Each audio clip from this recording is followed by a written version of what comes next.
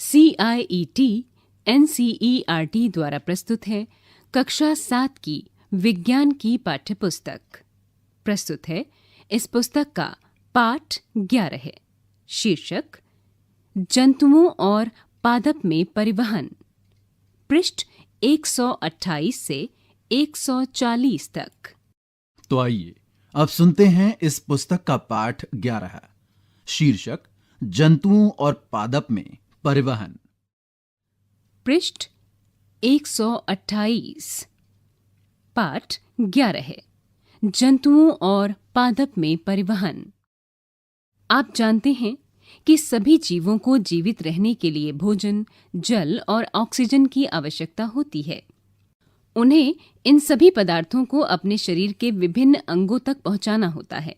साथ ही जंतुओं को उन अंगों में उत्पन्न अपशिष्ट पदार्थों का परिवहन उस स्थान तक करना होता है जहां से उन्हें बाहर निकाला जा सके। क्या आप जानते हैं ये सब कैसे संभव होता है? ये जानने के लिए चित्र 11.1 को समझिए। क्या आपको हृदय और रक्त वाहिनियां समझ में आ रही हैं? हृदय और रक्त वाहिनियां संयुक्त रूप से हमारे शरीर का परिसंचरण तंत्र बनाती हैं। इस अध्याय में हम पादप और जंतुओं में पदार्थों के परिवहन के बारे में अध्ययन करेंगे। यहां पृष्ठ 128 पर चित्र 11.1 में परिसंचरण तंत्र का चित्र दिया हुआ है। चित्र में धमनियां लाल रंग में तथा शिराएं नीले रंग में बताई गई हैं। 11.1 परिसंचरण तंत्र। रक्त। जब आपके शरीर का कोई भाग कट जाता है तो क्या होता है? रक्त या रुधिर बाहर बहने लगता है। लेकिन रक्त है क्या? रक्त वो तरल पदार्थ या द्रव है जो रक्त वाहिनियों में प्रवाहित होता है। ये पाचित भोजन को क्षुद्रांत यानी छोटी आंत से शरीर के अन्य भागों तक ले जाता है। फेफड़ों से ऑक्सीजन को भी रक्त ही शरीर की कोशिकाओं तक ले जाता है। रक्त शरीर में से अपशिष्ट पदार्थों को बाहर निकालने के लिए उनका परिवहन भी करता है। रक्त विभिन्न पदार्थों को किस प्रकार ले जाता है? रक्त एक तरल से बना है जिसे प्लाज्मा कहते हैं, जिसमें विभिन्न प्रकार की कोशिकाएं निलंबित रहती हैं। पृष्ठ 129। पहेली जानना चाहती है कि रक्त का रंग लाल क्यों होता है? रक्त में एक प्रकार की कोशिकाएं लाल रक्त कोशिकाएं यानी कि RBC होती हैं, जिनमें एक लाल वर्णक होता है जिसे हीमोग्लोबिन कहते हैं। हीमोग्लोबिन ऑक्सीजन को अपने साथ संयुक्त करके शरीर के सभी अंगों में और अंततः सभी कोशिकाओं तक परिवहन करता है। हीमोग्लोबिन की कमी होने पर शरीर की सभी कोशिकाओं को कुशलतापूर्वक ऑक्सीजन प्रदान करना कठिन हो जाता है। हीमोग्लोबिन की उपस्थिति के कारण ही रक्त का रंग लाल होता है। रक्त में अन्य प्रकार की कोशिकाएं भी होती हैं, जिन्हें श्वेत रक्त कोशिकाएं यानी WBC कहते हैं। ये कोशिकाएं उन रोगाणुओं को नष्ट करती हैं जो हमारे शरीर में प्रवेश कर जाते हैं। बूझो खेलते समय गिर गया और उसके घुटने में चोट लग गई। कटे हुए स्थान से रक्त बहने लगा। कुछ समय बाद उसने देखा कि रक्त का बहना अपने आप रुक गया और कटने के स्थान पर गहरे लाल रंग का एक थक्का जम गया है। ऐसा होने पर बूझो कुछ परेशान हो गया। रक्त का थक्का बन जाना उसमें एक अन्य प्रकार की कोशिकाओं की उपस्थिति के कारण होता है, जिन्हें पट्टिकाणु यानी प्लेटलेट्स कहते हैं। रक्त वाहिनियां। शरीर में विभिन्न प्रकार की रक्त वाहिनियां होती हैं जो रक्त को शरीर में एक स्थान से दूसरे स्थान तक ले जाती हैं। आप जानते हैं कि अंतः श्वसन के समय ऑक्सीजन की ताजा आपूर्ति फेफड़ों यानी फुफ्फुसों को भर देती है। रक्त इस ऑक्सीजन का परिवहन शरीर के अन्य भागों में करता है। साथ ही रक्त कोशिकाओं से कार्बन डाइऑक्साइड सहित अन्य अपशिष्ट पदार्थों को ले लेता है। इस रक्त को वापस हृदय में लाया जाता है, जहां से यह फेफड़ों में जाता है। फेफड़ों से कार्बन डाइऑक्साइड बाहर निकाल दी जाती है, जैसा कि आपने अध्याय 10 में पढ़ा है। इस प्रकार शरीर में 2 प्रकार की रक्त वाहिनियां पाई जाती हैं, धमनी और शिरा, जिसका चित्र 11.1 है। धमनियां हृदय से ऑक्सीजन समृद्ध रक्त को शरीर के सभी भागों में ले जाती है। चूंकि रक्त प्रवाह तेजी से और अधिक दाब पर होता है, अतः धमनियों की भित्तियां या दीवार मोटी और प्रत्यास्थ होती हैं। आइए हम धमनियों से रक्त के प्रवाह का अनुभव करने के लिए एक क्रियाकलाप करते हैं। क्रियाकलाप 11.1। अपने दाहिने यानी दक्षिण हाथ की मध्य और तर्जनी अंगुली को अपनी बाईं यानी वाम कलाई के भीतरी भाग पर रखिए, जैसा कि चित्र 11.2 में किया गया है। क्या आपको कोई स्पंदन गति या धक-धक महसूस होती है? यहाँ स्पंदन क्यों होता है? यह स्पंदन नाड़ी स्पंद यानी नब्ज कहलाता है और यह धमनियों में प्रवाहित हो रहे रक्त के कारण होता है। ध्यान दीजिए कि 1 मिनट में कितनी बार स्पंदन होता है। यहाँ पृष्ठ 129 पर चित्र 11.2 में कलाई में नाड़ी स्पंद को अनुभव करते हुए दिया गया है। पृष्ठ 130। आपने कितने नाड़ी स्पंदन गिने? प्रति मिनट स्पंदों की संख्या स्पंदन दर कहलाती है। विश्राम की अवस्था में किसी स्वस्थ वयस्क व्यक्ति की स्पंदन दर सामान्यतः 72 से 80 स्पंदन प्रति मिनट होती है। अपने शरीर में अन्य ऐसे भागों का पता लगाइए जहां आप नाड़ी स्पंदन को अनुभव कर सकते हैं। अपनी और अपने सहपाठियों की प्रति मिनट नाड़ी स्पंदन दर ज्ञात कीजिए। अपने द्वारा प्राप्त आंकड़ों की तुलना कीजिए। उन्हें सारणी 11.1 में लिखिए। यहां पृष्ठ 130 पर सारणी 11.1 दी गई है। इसमें आपको अपनी और अपने सहपाठियों की प्रति मिनट नाड़ी स्पंदन दर ज्ञात करके लिखनी है। इस सारणी को 2 भागों में विभाजित किया गया है। पहले भाग में नाम और दूसरे भाग में नाड़ी स्पंदन प्रति मिनट की दर लिखी जानी है। वे रक्त वाहिनियां जो कार्बन डाइऑक्साइड समृद्ध रक्त को शरीर के सभी भागों से वापस हृदय में ले जाती हैं, शिराएं कहलाती हैं। शिराओं की भित्तियां अपेक्षाकृत पतली होती हैं। शिराओं में ऐसे वाल्व होते हैं जो रक्त को केवल हृदय की ओर ही प्रवाहित होने देते हैं। यहाँ पृष्ठ 130 पर चित्र 11.3 दिया गया है। ये चित्र परिसंचरण तंत्र का व्यवस्था चित्र है। इस चित्र में फेफड़े, हृदय, धमनी, शिरा और केशिकाओं के माध्यम से परिसंचरण तंत्र को होते हुए दिया गया है। चित्र 11.3 को समझिए। क्या आपको धमनियां अन्य छोटी छोटी वाहिनियों में विभाजित होती लगती हैं? ऊतकों में पहुंचकर वे पुनः अत्यधिक पतली नलिकाओं में विभाजित हो जाती हैं, जिन्हें केशिकाएं कहते हैं। केशिकाएं पुनः मिलकर शिराओं को बनाती हैं, जो रक्त को हृदय में ले जाती हैं। बूझो कहता है, मैं चित्र 11.3 को समझकर भ्रमित हूं। मैंने पढ़ा था कि धमनी सदैव ऑक्सीजन समृद्ध रक्त ही ले जाती है। पहेली ने समझाया कि फुफ्फुस धमनी हृदय से रक्त को ले जाती है, इसलिए इसे शिरा नहीं बल्कि धमनी कहते हैं। यह कार्बन डाइऑक्साइड समृद्ध रक्त को फेफड़ों में ले जाती है। फुफ्फुस शिरा ऑक्सीजन समृद्ध रक्त को फेफड़ों से हृदय में लाती है। रक्तदान। रक्त की अनुपलब्धता के कारण सैकड़ों लोग अपनी जान गंवा देते हैं।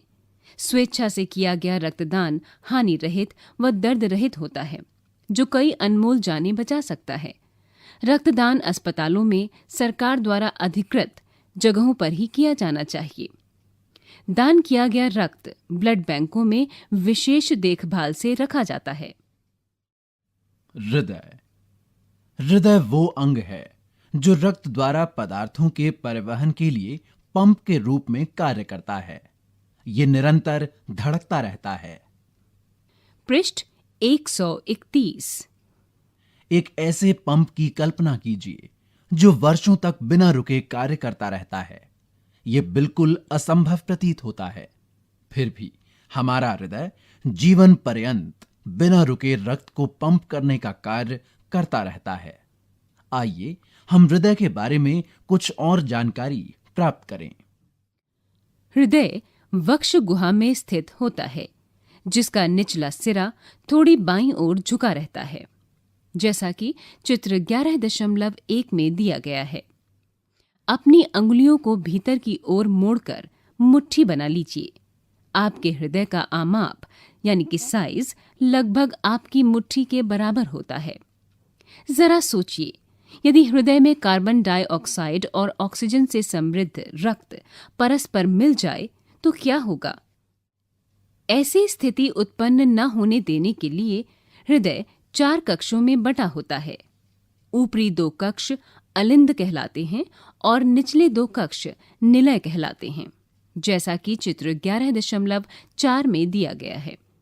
कक्षों के बीच की विभाजन दीवार ऑक्सीजन समृद्ध रक्त और कार्बन डाइऑक्साइड से समृद्ध रक्त को परस्पर मिलने नहीं देती है। पहेली सोच रही है कि हृदय के किस भाग में ऑक्सीजन समृद्ध रक्त होगा और किस भाग में कार्बन डाइऑक्साइड समृद्ध रक्त। यहाँ पृष्ठ 131 पर चित्र 11.4 दिया गया है। ये चित्र मानव हृदय का काट चित्र है। इस चित्र में हृदय के अलग अलग भागों को बताया गया है। ये भाग हैं महाशिरा, महाधमनी, दायां अलिंद, बायां अलिंद, फुफ्फुस धमनी, फुफ्फुस शिरा, कक्षों के बीच की विभाजन दीवार, बायां निलय, दायां निलय।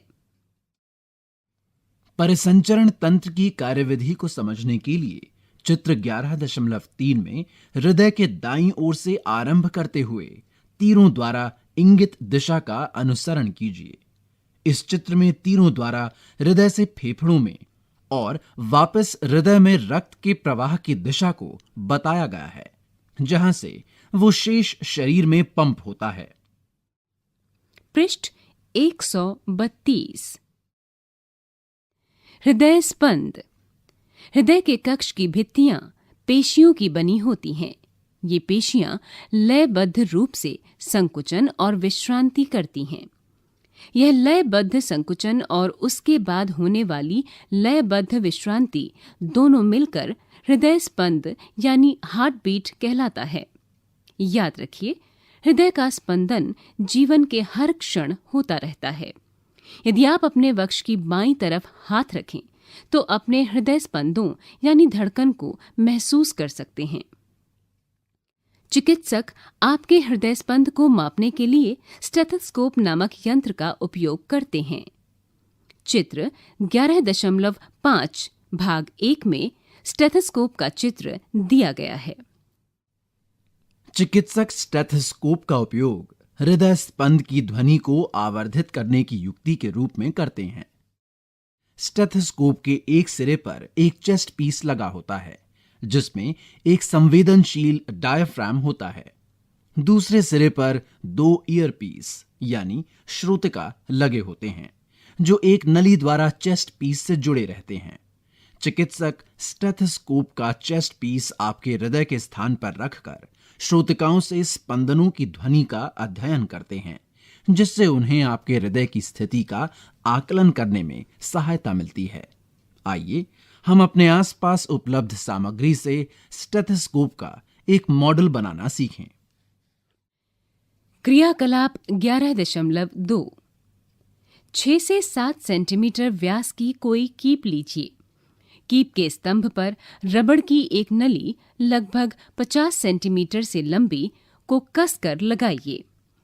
कीप के मुख पर रबड़ की एक झिल्ली अथवा गुब्बारे को तान कर लगाइए और रबड़ बैंड की सहायता से कस दीजिए, जैसा कि चित्र 11.5 भाग बी में किया गया है। अब रबड़ की नली के मुक्त सिरे को अपने एक कान के पास रखिए। कीप के मुख को अपने वक्ष पर हृदय के निकट रखिए। अब सावधानी से ध्वनि सुनने का प्रयास कीजिए। क्या आपको नियमित स्पंदन ध्वनि सुनाई दे रही है? यह ध्वनि हृदय स्पंदनों की है। आपका हृदय 1 मिनट में कितनी बार धड़क रहा था?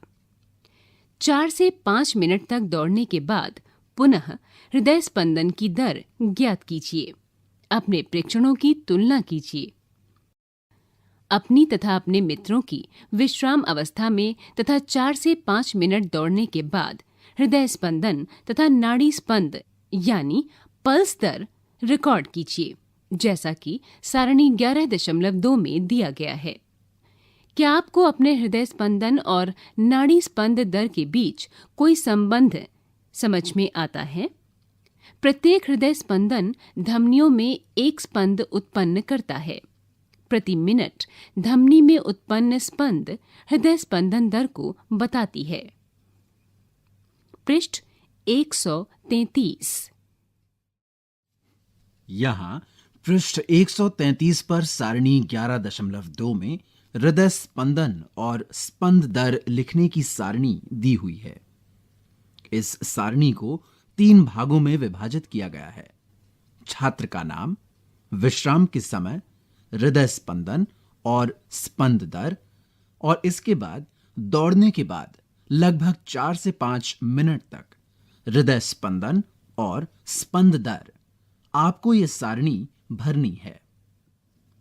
हृदय के विभिन्न कक्षों की लयबद्ध गति रक्त के परिसंचरण और पदार्थों के परिवहन को बनाए रखती है।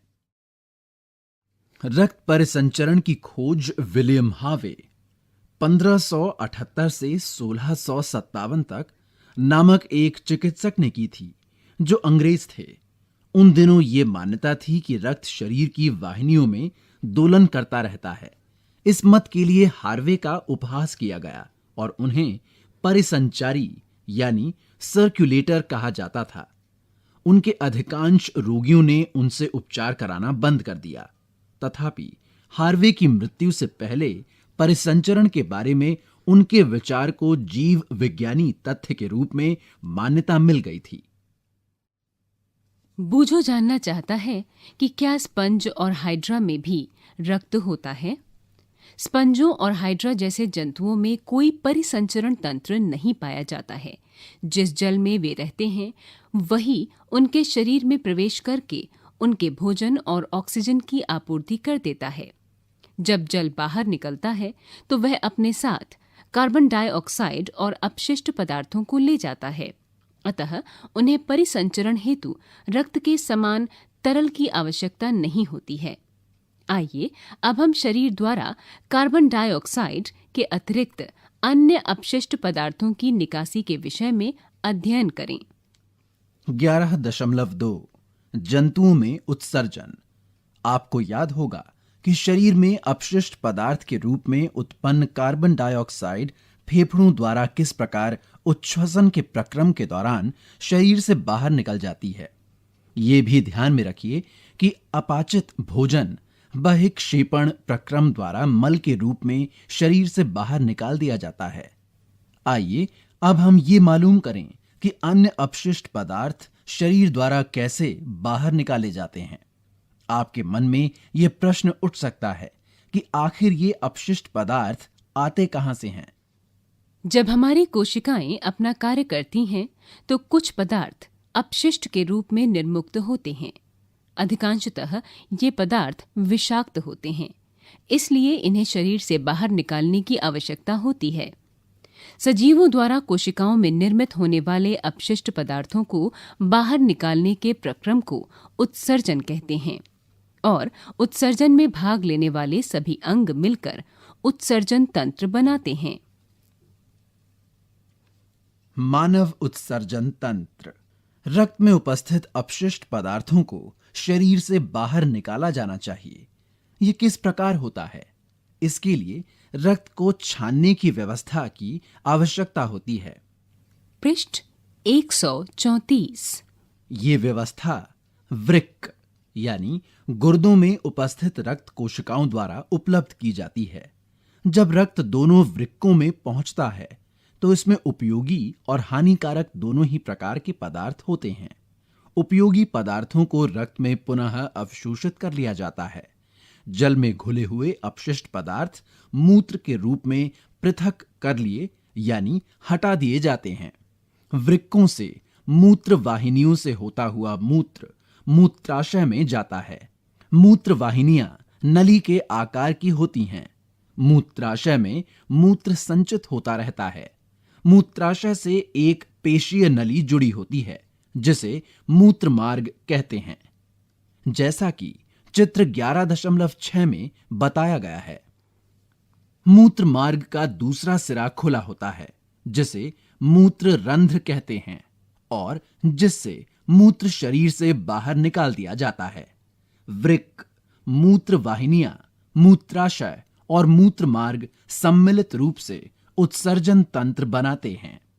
यहां पृष्ठ 134 पर चित्र 11.6 में मानव उत्सर्जन तंत्र बताया गया है। इस तंत्र में वृक्क, मूत्र वाहिनी, मूत्राशय, मूत्र मार्ग और मूत्र रंध्र प्रदर्शित किए गए हैं। कोई वयस्क व्यक्ति सामान्यतः 24 घंटे में 1 से 1.8 लीटर मूत्र करता है। मूत्र में 95% जल, 2.5% यूरिया और 2.5% अन्य अपशिष्ट उत्पाद होते हैं। ये हम सभी का अनुभव है कि गर्मियों में हमें पसीना यानी स्वेद आता है। स्वेद में जल और लवण होते हैं। बूझों ने पाया कि गर्मियों के दिनों में प्रायः पसीने के कारण कपड़ों में सफेद धब्बे पड़ जाते हैं, विशेषकर उन स्थानों में जहां अधिक पसीना आता है। ये धब्बे पसीने में उपस्थित लवणों के कारण बनते हैं। क्या स्वेदन या पसीना आने का कोई विशेष प्रयोजन होता है? हम जानते हैं कि मिट्टी से बने घड़ों में रखा पानी ठंडा हो जाता है। इसका कारण ये है कि घड़ों के छिद्रों से रिसकर पानी उनकी बाहरी सतह पर आ जाता है।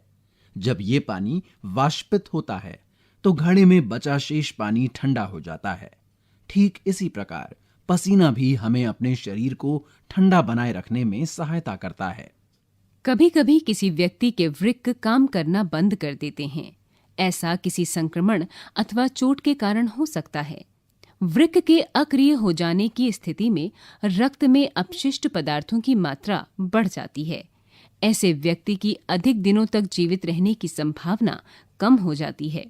तथापि यदि कृत्रिम वृक्क द्वारा रक्त को नियमित रूप से छानकर उसमें से अपशिष्ट पदार्थों को हटा दिया जाए तो उसके जीवन काल में वृद्धि संभव है।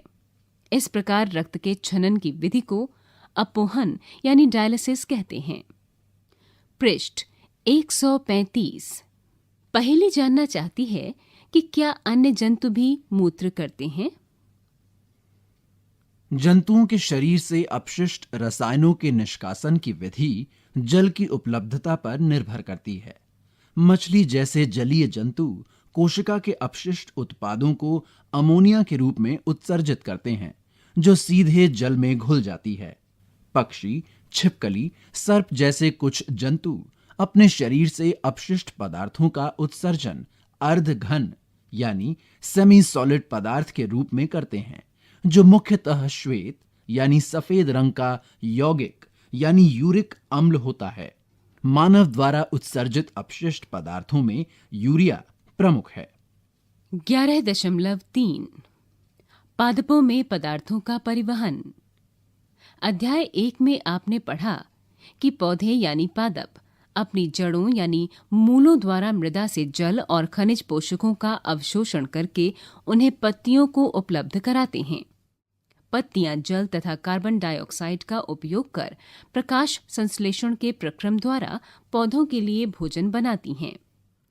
अध्याय 10 में आपने यह भी पढ़ा कि सभी जीवों का भोजन उनके लिए ऊर्जा का स्रोत होता है तथा जीव की प्रत्येक कोशिका में ग्लूकोज का विखंडन होने से ऊर्जा निर्मुक्त होती है।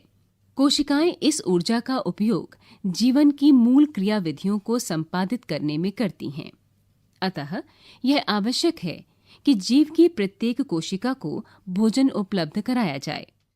क्या आपने कभी इस प्रश्न पर विचार किया है कि पौधों की जड़ों द्वारा अवशोषित जल तथा पोषक तत्व पत्तियों तक किस प्रकार पहुंचाए जाते हैं?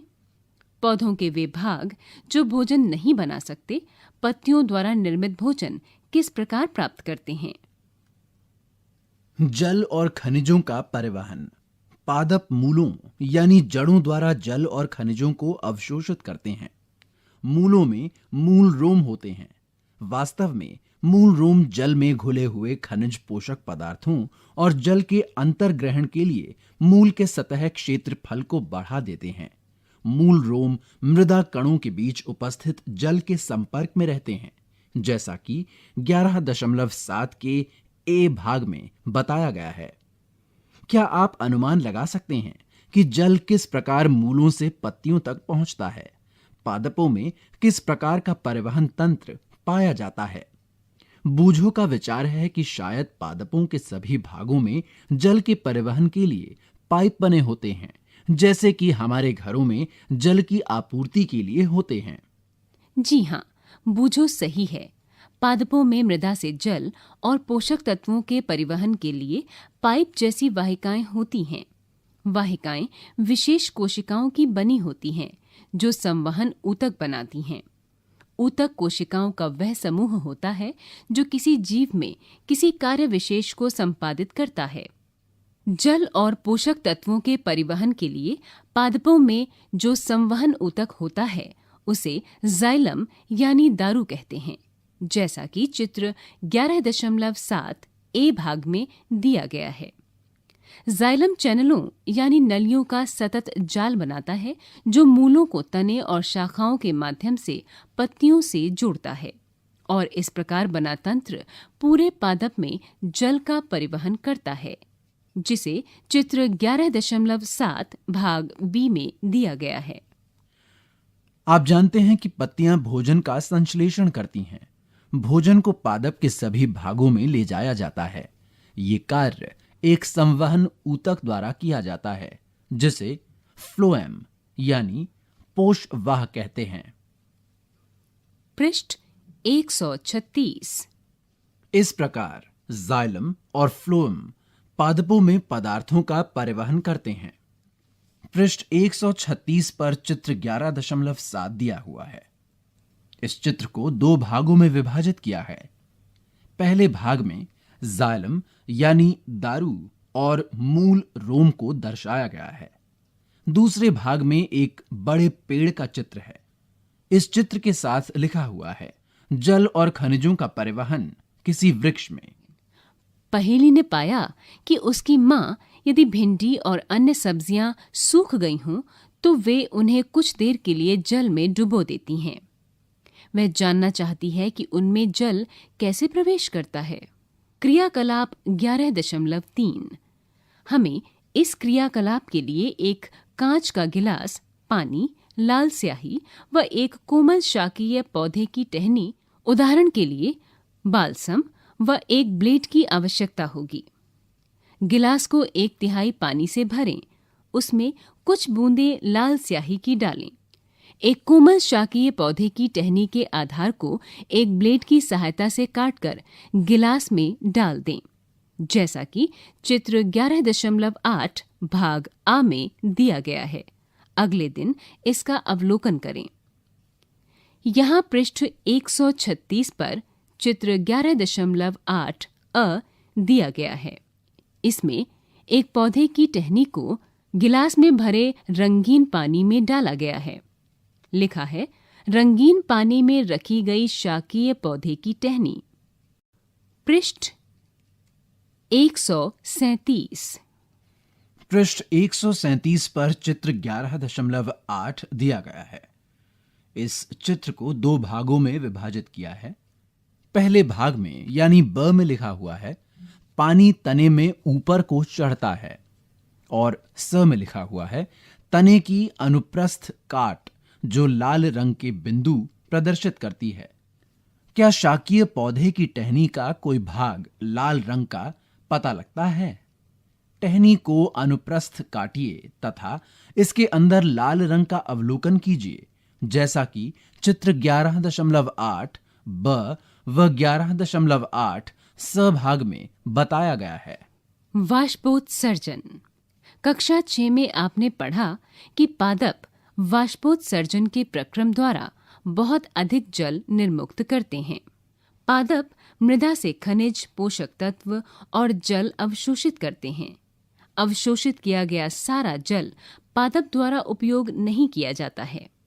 पत्तियों की सतह पर उपस्थित रंध्रों से वाष्पोत्सर्जन के प्रक्रम द्वारा जल वाष्पित हो जाता है। पत्तियों से जल के वाष्पन से चूषण अभिकर्षण यानी खिंचाव विकसित हो जाता है। यह वैसे ही है जैसे आप स्ट्रॉ से जल का चूषण करते हैं। विशाल वृक्षों में बहुत अधिक ऊंचाई तक जल का अभिकर्षण यानी खिंचाव इसी प्रकार होता है। वाष्पोत्सर्जन पादप को ठंडा रखने में भी सहायक होता है। बूझो जानना चाहता है कि पादप क्यों मृदा में से अधिक मात्रा में जल अवशोषित करते हैं और फिर उसे वाष्पोत्सर्जन द्वारा बाहर निकाल देते हैं। प्रमुख शब्द: धमनी, रक्त, रक्त वाहिनियां, केशिका, परिसंचरण तंत्र, डायलिसिस या अपोहन, उत्सर्जन, उत्सर्जन तंत्र, हीमोग्लोबिन, हृदय स्पंदन, वृक्क या गुर्दा, फ्लोएम या पोषवाह, प्लाज्मा, पट्टिकाणु, नाड़ी स्पंद, लाल रक्त कोशिकाएं, मूल रोम, स्टेथोस्कोप, पसीना या स्वेद, ऊतक, मूत्र वाहिनी, मूत्र मार्ग, यूरिक अम्ल, मूत्राशय, शिरा श्वेत रक्त कोशिकाएं और जाइलम या दारू। पृष्ठ 138। आपने क्या सीखा? अधिकांश जंतुओं में शरीर में प्रवाहित होने वाला रक्त शरीर की विभिन्न कोशिकाओं को भोजन और ऑक्सीजन का वितरण करता है। यह शरीर के विभिन्न भागों से उत्सर्जन के लिए अपशिष्ट पदार्थों को भी लाता है। परिसंचरण तंत्र में हृदय और रक्त वाहिनियां होती हैं। मानव शरीर में रक्त धमनियों और शिराओं में प्रवाहित होता है तथा हृदय पंप की तरह कार्य करता है। रक्त में प्लाज्मा, लाल रक्त कोशिकाएं यानी आरबीसी, श्वेत रक्त कोशिकाएं यानी डब्ल्यूबीसी और पट्टिकाणु होते हैं। रक्त का लाल रंग लाल वर्णक युक्त हीमोग्लोबिन की उपस्थिति के कारण होता है। किसी वयस्क व्यक्ति का हृदय 1 मिनट में लगभग 70 से 80 बार धड़कता है। इसे हृदय स्पंदन दर कहते हैं। धमनियां हृदय से शरीर के सभी अन्य भागों में रक्त को ले जाती हैं। शिराएं शरीर के सभी भागों से रक्त को वापस हृदय में लाती हैं। शरीर में से अपशिष्ट उत्पादों को बाहर निकालने का प्रक्रम उत्सर्जन कहलाता है। मानव उत्सर्जन तंत्र में 2 वृक्क यानी गुर्दे, 2 मूत्र वाहिनियां, 1 मूत्राशय और 1 मूत्र मार्ग होता है। लवण और यूरिया जल के साथ स्वेद यानी पसीने के रूप में शरीर से बाहर निकाल दिए जाते हैं। मछली अपशिष्ट पदार्थ के रूप में अमोनिया उत्सर्जित करती है जो सीधे जल में घुल जाती है। पक्षी, कीट और छिपकली अर्धघन यानी सेमी सॉलिड रूप में यूरिक अम्ल का उत्सर्जन करते हैं। पादप मूलों द्वारा जल और पोषक तत्व मृदा से अवशोषित होते हैं। पूरे पादप में जल के साथ पोषक तत्व जाइलम नामक संवहन ऊतक द्वारा ले जाए जाते हैं। पादप के विभिन्न भागों में भोजन का परिवहन फ्लोएम नामक संवहन ऊतक के द्वारा होता है। वाष्पोत्सर्जन के दौरान रंध्रों से वाष्प के रूप में बड़ी मात्रा में जल का ह्रास होता है। वाष्पोत्सर्जन के कारण एक चूषण बल निर्मित होता है जिसके कारण मूलों द्वारा मृदा में से अवशोषित जल अभिकर्षित यानी खींचकर होकर तने और पत्तियों तक पहुंचता है। पृष्ठ 139। अभ्यास 1। कॉलम ए में दी गई संरचनाओं का कॉलम बी में दिए गए प्रक्रमों से मिलान कीजिए। कॉलम ए में दी गई संरचनाएं हैं क रंध्र, ख जाइलम, ग मूल रोम, घ फ्लोएम। कॉलम बी में दिए गए प्रक्रम हैं 1. जल का अवशोषण, 2. वाष्पोत्सर्जन, 3. भोजन का परिवहन, 4. जल का परिवहन और 5. कार्बोहाइड्रेट का संश्लेषण। 2. रिक्त स्थानों की पूर्ति कीजिए। क हृदय से रक्त का शरीर के सभी अंगों में परिवहन रिक्त स्थान के द्वारा होता है। ख. हीमोग्लोबिन रिक्त स्थान कोशिकाओं में पाया जाता है। ग धमनियां और शिराएं रिक्त स्थान के जाल द्वारा जुड़ी रहती हैं। घ. हृदय का लयबद्ध विस्तार और संकुचन रिक्त स्थान कहलाता है। च मानव शरीर के प्रमुख उत्सर्जित उत्पाद रिक्त स्थान हैं। छ. पसीने में जल और रिक्त स्थान होता है। ज वृक्क अपशिष्ट पदार्थों को द्रव रूप में बाहर निकालते हैं, जिसे हम रिक्त स्थान कहते हैं। झ. वृक्षों में बहुत अधिक ऊंचाइयों तक जल पहुंचाने के कार्य में रिक्त स्थान द्वारा उत्पन्न चूषण अभिकर्षण बल सहायता करता है। 3. सही विकल्प का चयन करिए। क पादपों में जल का परिवहन होता है 1. जाइलम के द्वारा, 2. फ्लोएम के द्वारा, 3. रंध्रों के द्वारा, 4. मूल रोमों के द्वारा। ख मूलों द्वारा जल के अवशोषण की दर को बढ़ाया जा सकता है। उन्हें 1. छाया में रखकर, 2. मंद प्रकाश में रखकर, 3. पंखे के नीचे रखकर, 4. पॉलीथीन की थैली से ढककर। पृष्ठ 140। 4. पादपों अथवा जंतुओं में पदार्थों का परिवहन क्यों आवश्यक है, समझाइए। 5. क्या होगा यदि रक्त में पट्टिकाणु नहीं होंगे? 6. रंध्र क्या है, रंध्रों के 2 कार्य बताइए। 7. क्या वाष्पोत्सर्जन पादपों में कोई उपयोगी कार्य करता है? 8. रक्त के घटकों के नाम बताइए। 9. शरीर के सभी अंगों को रक्त की आवश्यकता क्यों होती है? 10. रक्त लाल रंग का क्यों दिखाई देता है? 11. हृदय के कार्य बताइए। 12. शरीर द्वारा अपशिष्ट पदार्थों को उत्सर्जित करना क्यों आवश्यक है? 13. मानव उत्सर्जन तंत्र का चित्र बनाइए और उसके विभिन्न भागों को नामांकित कीजिए। विस्तारित अधिगम, क्रियाकलाप और परियोजना कार्य। 1. रक्त समूहों यानी ब्लड ग्रुप और उनके महत्व के बारे में जानकारी एकत्र कीजिए। 2. जब कोई व्यक्ति सीने यानी छाती में दर्द की शिकायत करता है तो चिकित्सक तत्काल उसका ईसीजी करते हैं। किसी चिकित्सक के पास जाइए और उनसे ईसीजी के बारे में जानकारी लीजिए। आप किसी ज्ञानकोश, एनसाइक्लोपीडिया अथवा इंटरनेट से भी जानकारी प्राप्त कर सकते हैं। क्या आप जानते हैं, रक्त का कोई विकल्प नहीं है। यदि किसी व्यक्ति को शल्यक्रिया अथवा चोट लगने से रक्त की हानि होती है अथवा यदि उनके शरीर में पर्याप्त रक्त नहीं बनता है, तो इसकी परिपूर्ति करने का मात्र एक ही तरीका है, रक्तदान करने वाले व्यक्तियों द्वारा दिए गए रक्त का दान। रक्त की सामान्यतः आपूर्ति कम होती है क्योंकि बहुत कम व्यक्ति स्वेच्छा से रक्तदान करते हैं। यद्यपि रक्तदान करने से दाता की काम करने की शक्ति कम नहीं होती और न ही इससे उसके स्वास्थ्य पर कोई दुष्प्रभाव पड़ता है। इसी के साथ 18 पाठों की इस पुस्तक का पाठ 11 है।